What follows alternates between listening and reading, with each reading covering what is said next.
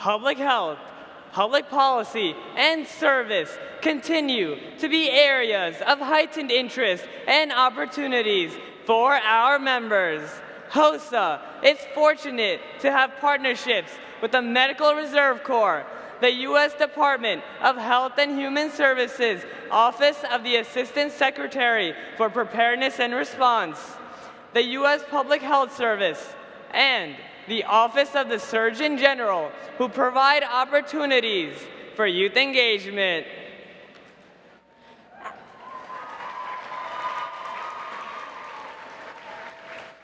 As future health professionals, we realize the best learning opportunities are through the people we meet, the networking we do.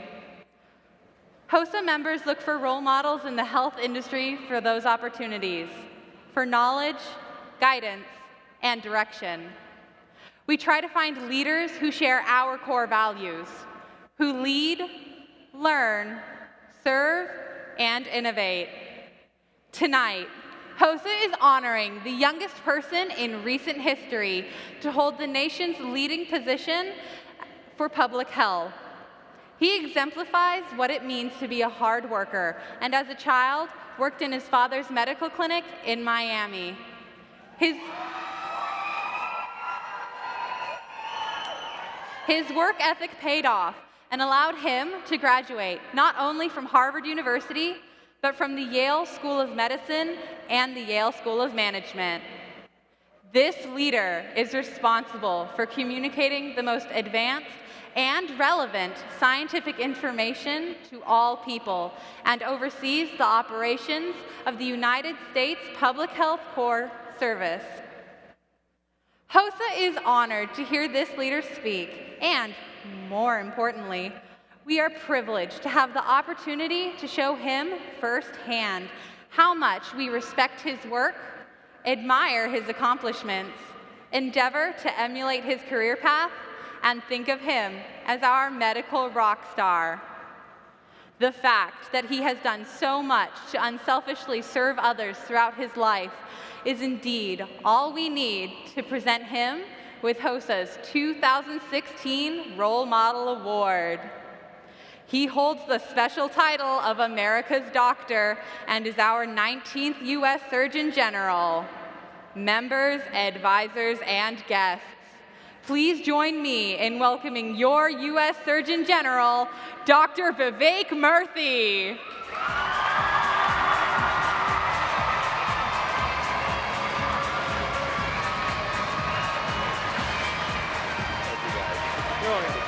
Nice to meet you. Thank you. Dr. Murthy, on behalf of the 220,000 members of HOSA-Future Health Professionals, we present you with HOSA's 2016 Role Model Award. And thank you for making a difference in the lives of so many people around the world. Thank you, Dr. Murthy. Thank you.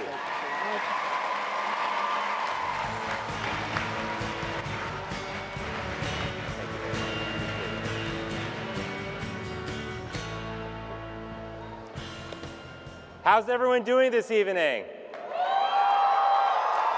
Can't quite hear you. There we go. Now I want to thank Elizabeth for that kind introduction, and I want to wish her well on her future as a pediatric oncologist.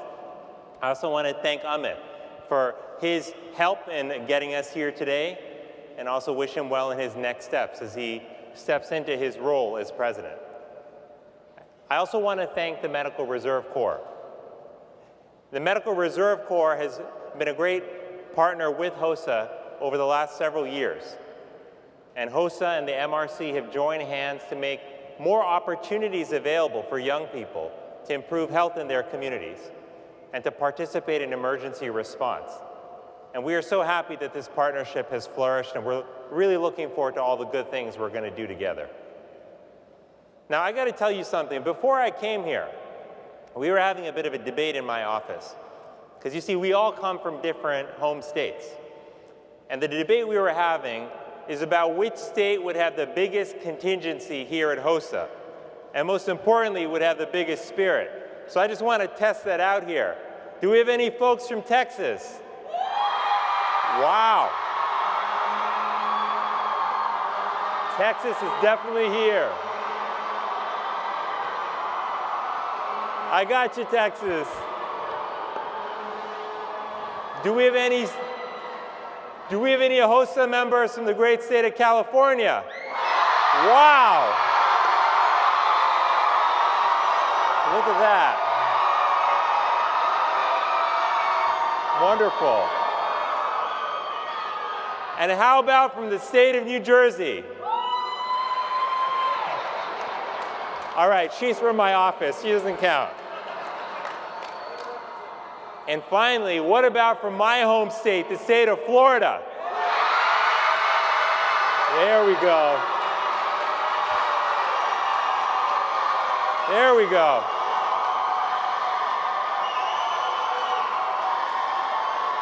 Well, thank you, guys.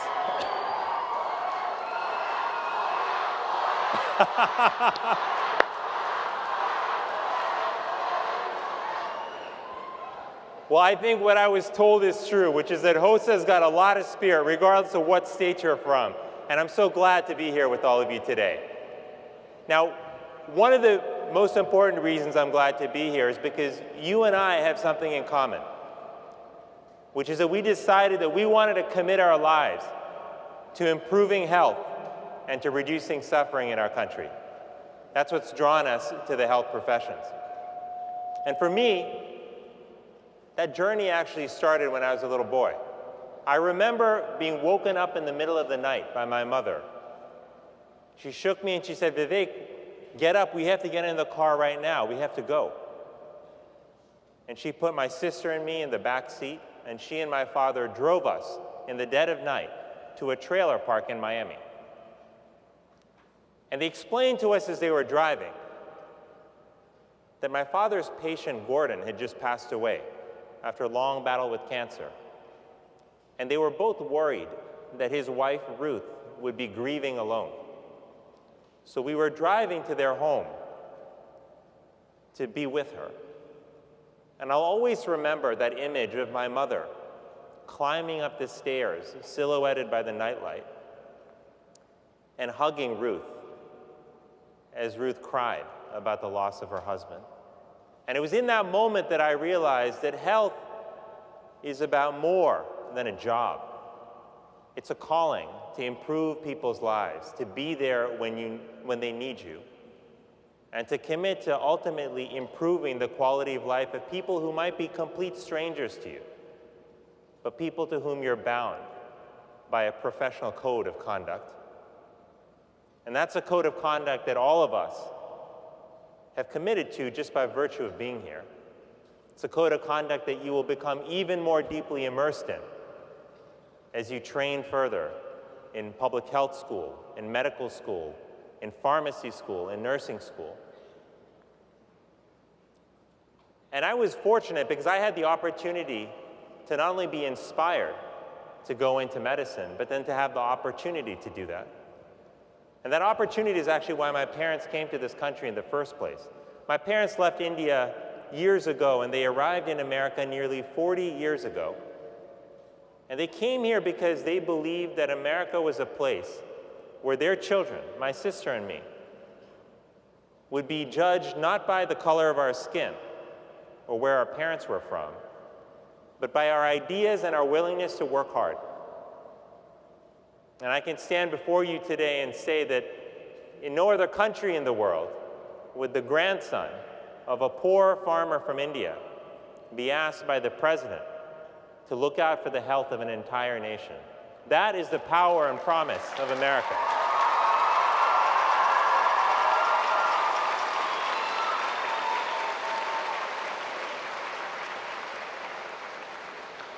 Now, many of us in this room have been given great opportunities. We've been blessed with people in our lives who have supported our decisions to pursue a career in health or to dream about a career in health. And our responsibility is to make sure that the same opportunities that are available to us are available to every person in America, regardless of where they're from, what they look like, what language they speak, or whether they're rich or poor. That is our obligation. Now, all of you are entering the world of health at a really exciting time. And I want to make sure you know this, because if you read the papers, if you watch the news, you might actually think that this is the worst possible time to go into health. You might have people who tell you that the good old days of medicine are behind us, and you should look for another field. You might have people who tell you that public health is underfunded in America right now, and you should go into investment banking or do something else that pays more. But I'm here to tell you not to listen to those people.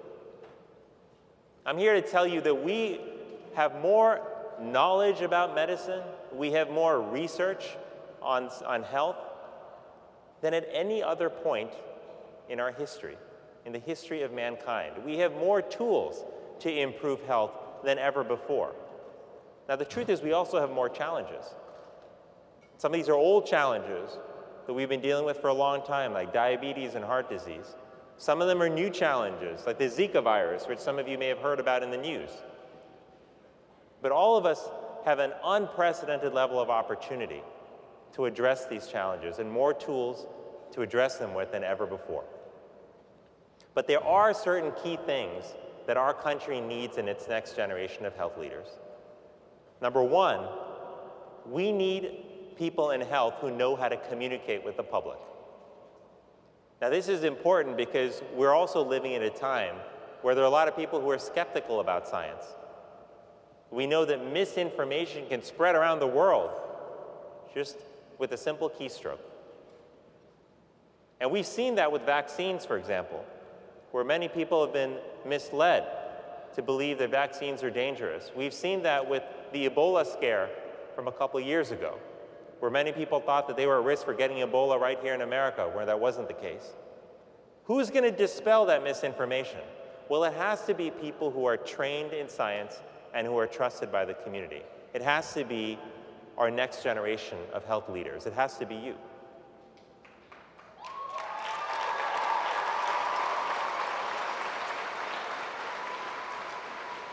There's something else we need from you.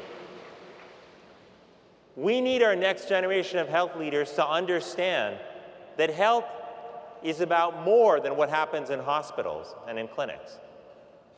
Health is determined by the food we eat in a school, by whether or not our neighborhoods are safe, by whether or not our cities are walkable so that people can get physical activity. Now, I mention this because if you talk to people who work in housing, who work in transportation, who work in urban design, the planning of cities, they don't think about their jobs as health jobs. But the truth is they are. Because the truth is that how we design cities has an impact on people's health. The truth is that if you live in an apartment building where you're exposed to secondhand smoke from other apartment units, that has an impact on your health. So housing has an impact on health. And we need our next generation of health leaders to not only understand that link, but to bring all of these different sectors together to recognize and embrace the role they play in improving health. That's what we need you to do as the next generation of health leaders. But there's one more thing we need you to do, which is that we need you to recognize that health can be the great unifier that our country needs. Now, it is no secret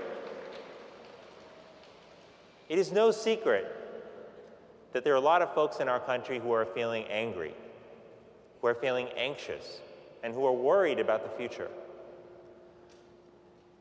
And whenever people are anxious, whether it's in a family, a community, or in a country, we can take things that typically should be a source of strength, like our diversity, and we can turn that into a source of division and weakness. And so if you think about it, the question is, who's actually going to bring people together again? And I would argue that it has to be you, and here's why. Because unlike most other professions, you are dealing with an experience that almost everybody has as part of their lives, which is their health. Everyone, whether you're rich or poor, experiences illness at some point. Everybody, no matter who you try to bribe, is going to die at some point. We know that. Death is a great unifier. and taxes, I'm told, although apparently not for everyone.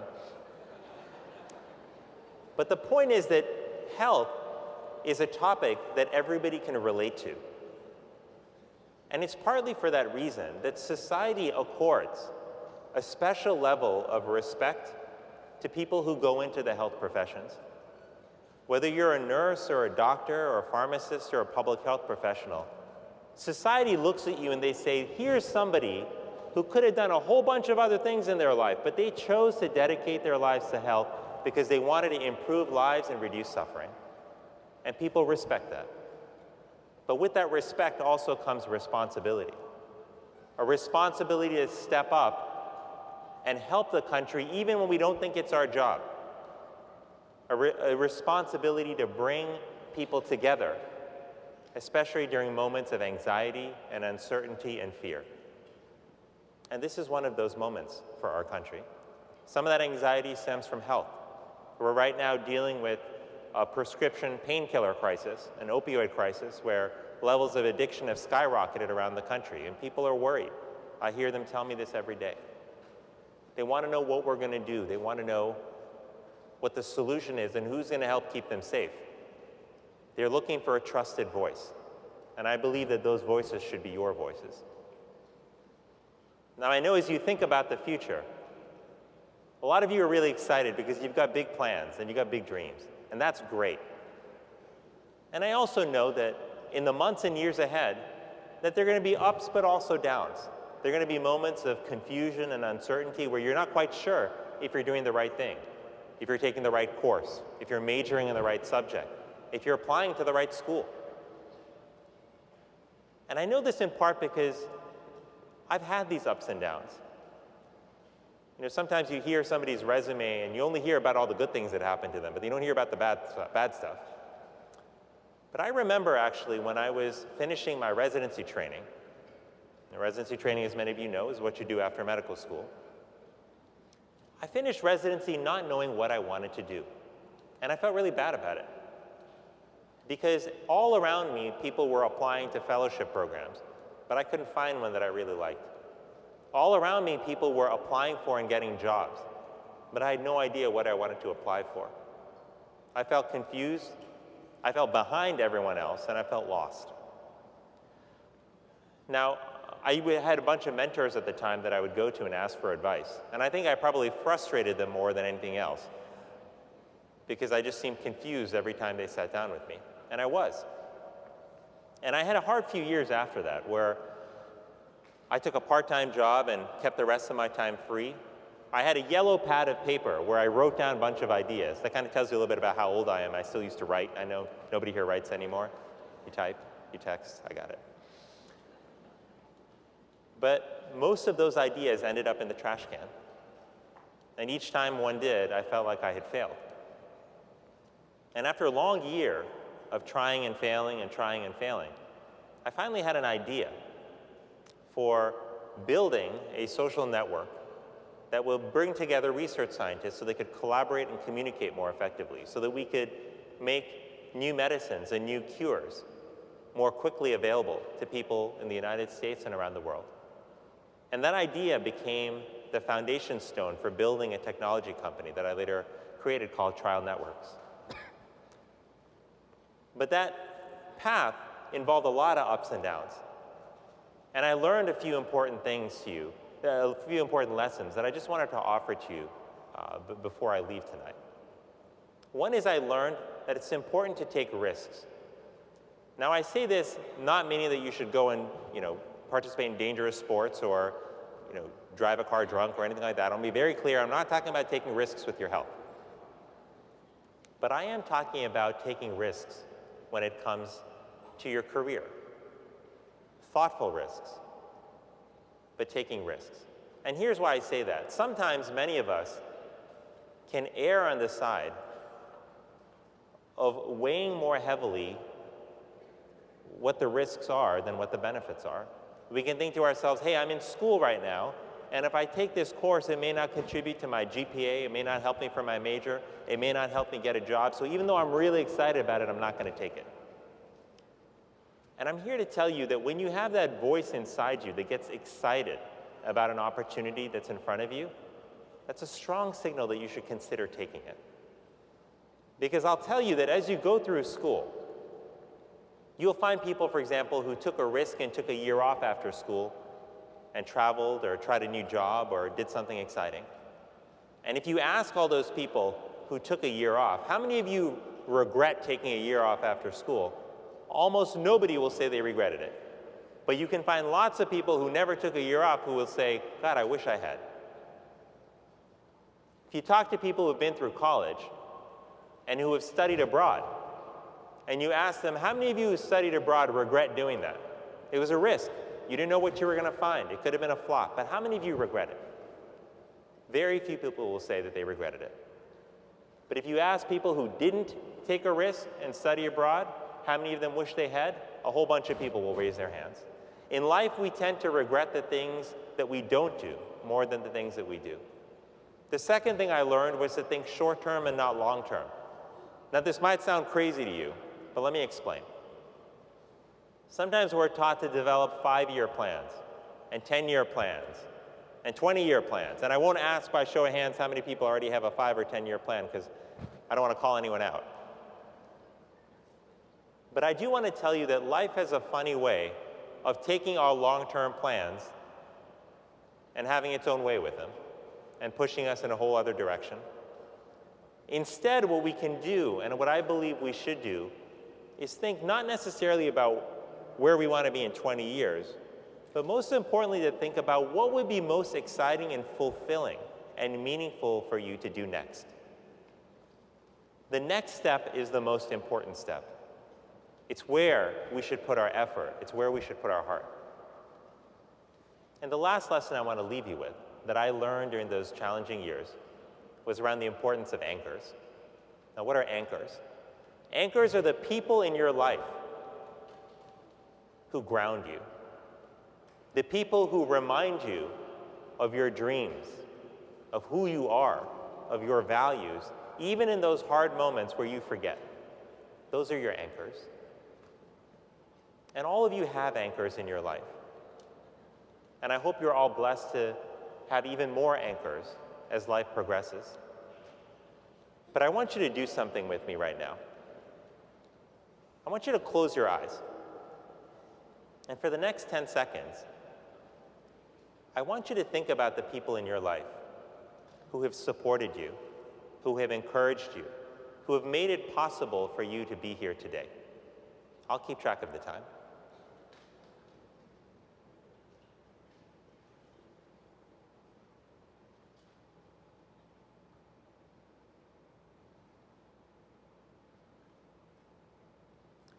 The people you remember, those are your anchors. I hope that as life progresses, you hold on to them tightly. I hope that you cherish them. I hope that you never take them for granted. I hope that you tell them that you love them as often as possible. You're going to have incredible adventures in the months and years ahead. And I'm so excited to see what the folks in this room do. Because we have leaders in this room, leaders who are going to change our country, leaders who are going to change the world. But what I hope you never, ever forget is that you have the ability to change people's lives for the better right now.